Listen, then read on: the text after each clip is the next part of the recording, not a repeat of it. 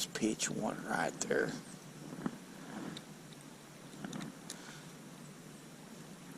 We'll let it hit the bottom here. 6 feet, there's a fish. Golly, that bait never hit the bottom, folks. That one's fighting right there. Wow, that's a good bluegill right there. That's what we're looking for right there. That is a good one right there. I want y'all to look how thick. We're going to put him in the bucket right here. I'm going to dip some water, put him in it. That's a broad fish right there. That's what we're looking for. Winter time bluegill.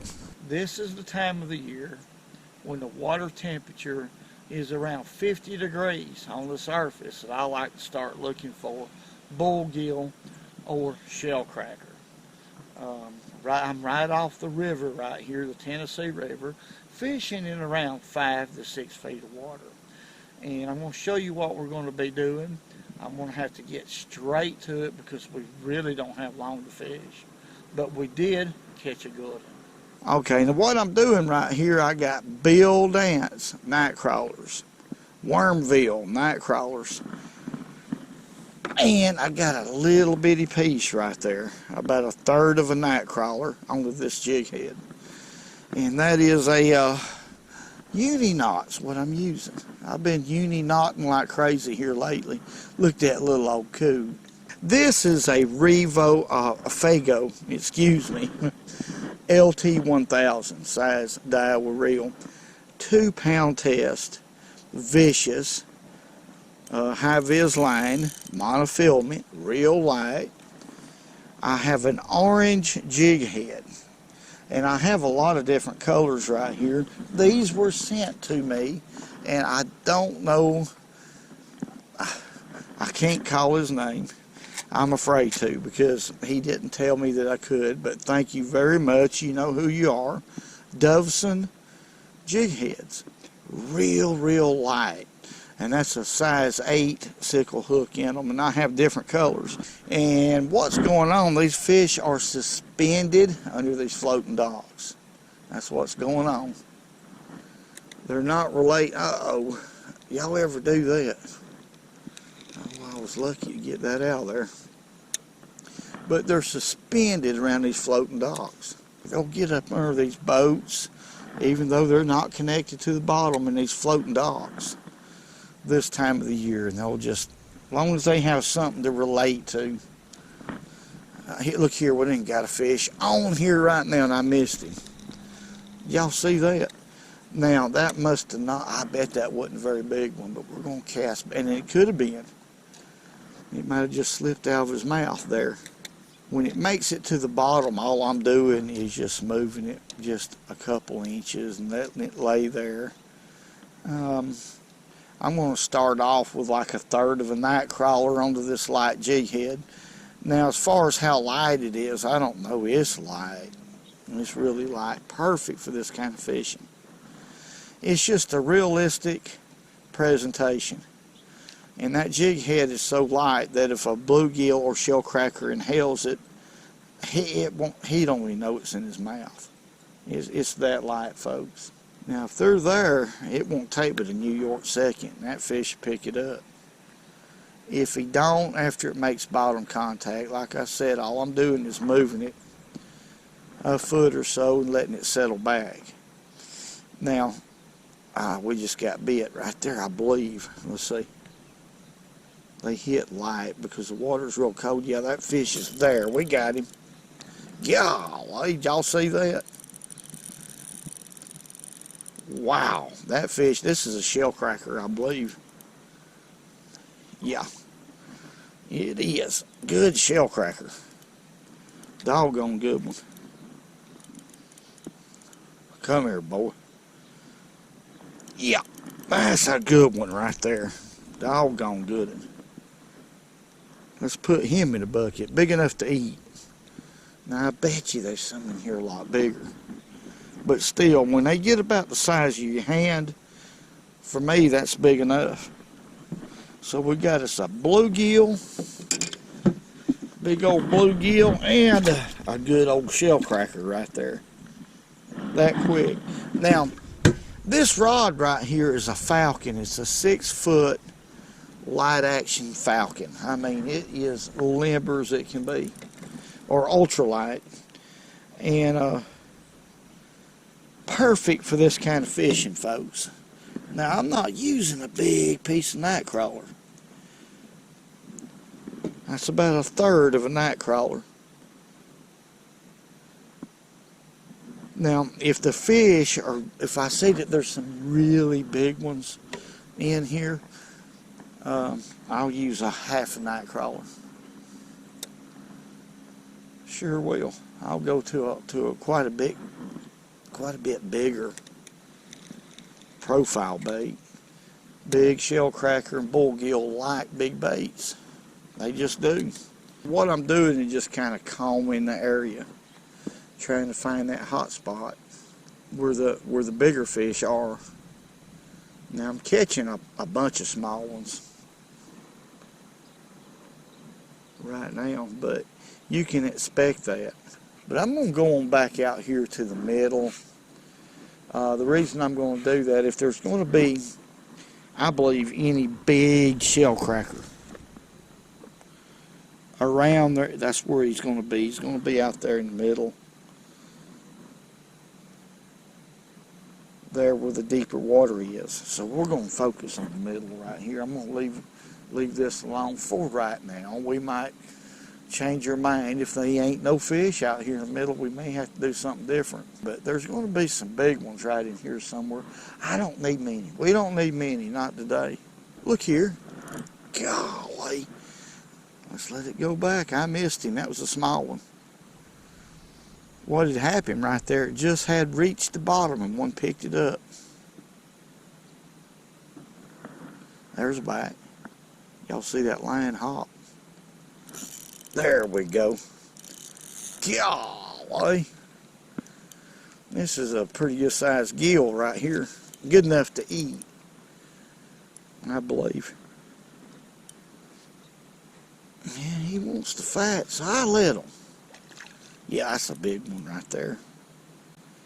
That's the size we're talking about. Golly. Yep. They're out here in the middle. Big old gill. Alright, let's put him in the bucket.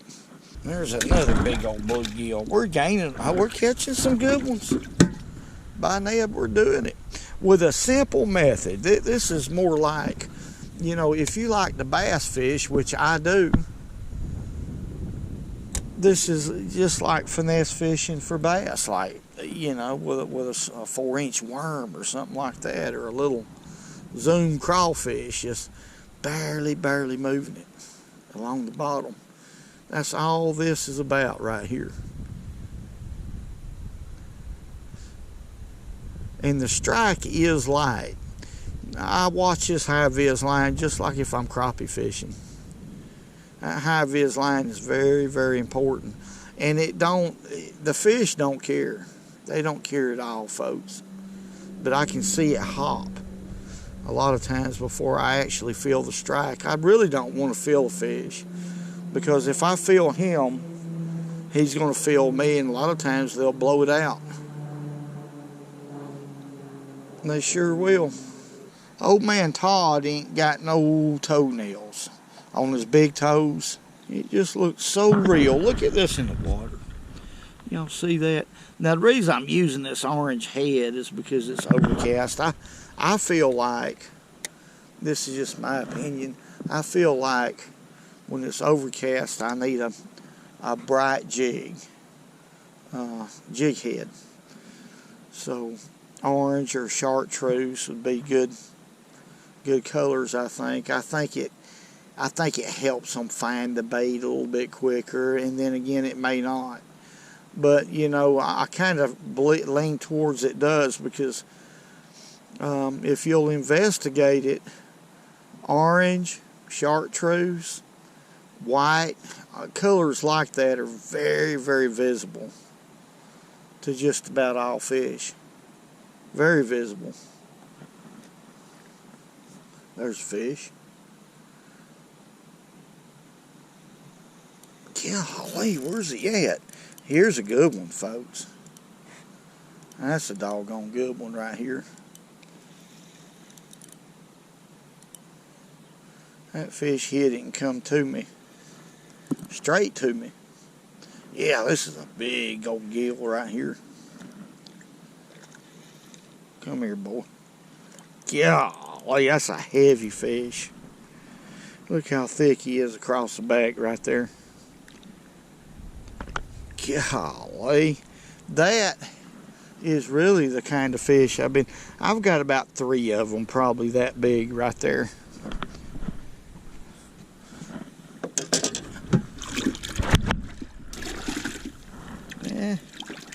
I don't know, I've got some good ones right here. I'm starting to mount them up. Dream, dream, dream, dream, dream, dream, dream, dream. When I saw you, I seen your nose, and it made me feel good. That I knew that you loved me. Oh, baby, you're so sweet. Everybody knows that I love you so. Hey, baby, woo.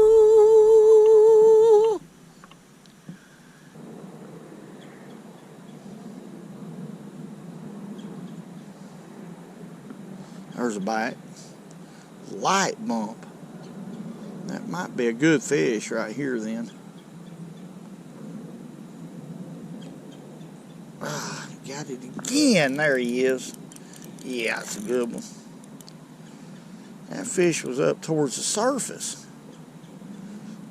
He hit that bait and come up towards the surface.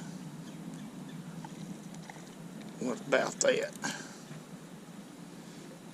That's a good bluegill right there now. No, it's a shellcracker. Well, no wonder. Look here. That's a darn good one, folks. Let's put him in the bucket.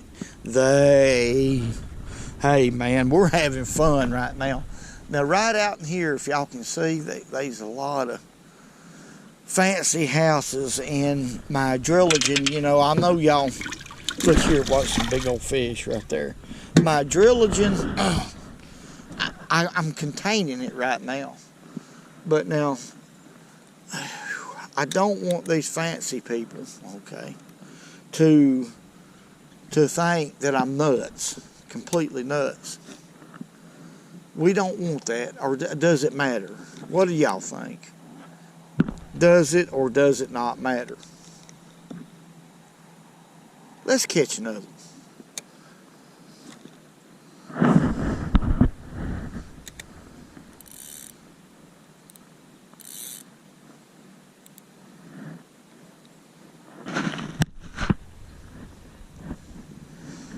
There's fish, I think. Let's see. Yeah, there's one. There we go. You don't have to let them, when you're fishing this way, folks, you don't have to let them run. Once you feel the bite, about 3 or 4 seconds, and you got him. It don't take long. This is a pretty good gill right here. Doggone good. And there's some big bluegill in here. Look here. These are good ones right here. And, you know, yeah. That's what I was thinking about a while ago. I was wanting to, you know, a lot of people believes that bluegill, to them, that bluegill are better eaten than shellcracker, or taste better. You know, they're both good. I mean, you can't throw either one back. But to me, and I've been asked that a lot, to me, bluegill are a lot sweeter. They got a real sweet taste. And shellcracker don't have really that sweet of a taste. compared to a bluegill, but yet they do have a good sweet taste compared to a lot of fish. So to me, really, bluegill tastes better. Well, folks, we're going to have to go. Got to go. I got a cooler full of fish. Got to clean them. And I'm going to tell you, this is a very, very effective technique from water from 1 foot to around 6, providing you use 2-pound test line. It's going to be a perfect deal for wintertime fishing. This technique, well, it's second to none. Folks, we got them. I want you to look in here. What some big old gills right here. Them some old big gills. And I got a couple of pretty good shellcracker. But most of them were gills. There's probably, I don't know, 10 or 12 in there. Probably 12. No, for me and Mama Sue. Woo, that water's cold. I tell you, it was nothing short than a blessing to come out here just for a couple hours and do this. Just a couple hours. And I know for a fact I caught 70 fish, probably. Well, folks, that was a lot of fun. I probably fished 2 hours. It was non-stop action. Now this winter, I'm going to try to go over different areas to catch these old big bluegill and shellcracker. As the winter progresses, they get bigger and bigger, especially the shellcracker. We'll fish in different areas to try to understand these fish together. There's a lot of different techniques that work, but that happens to be one of the funnest with that 2-pound test line and a jig head. The reason why is because it's a simple way to go about catching them, and it's a very effective way to go about it, and it's a very natural presentation, no doubt.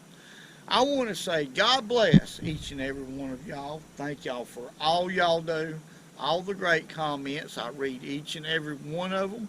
Love each and every one of y'all. Today was a blessing from God. It was relaxing, no pressure, peaceful. Hey, woo.